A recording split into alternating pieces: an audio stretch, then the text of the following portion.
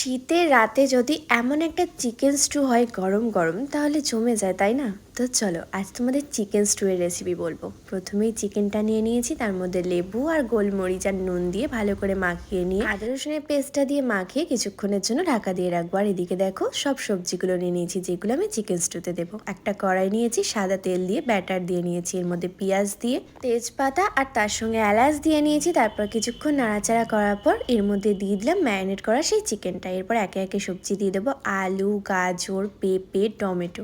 এবার আবারও সুন্দর করে নাড়াচাড়া করে এর ওপর দিয়ে দেবো রসুন কুচি আর আদা কুচি। আবারও নাড়াচাড়া করে পরিমাণ মতো জল, গোলমরিচ গুঁড়ো, নুন আর তারপর কিন্তু কিছুক্ষণের জন্য ঢেকে রাখবো। ঢাকনা তুলে দেখবে অনেকটাই প্রায় সেদ্ধ হয়ে গেছে সব কিছু।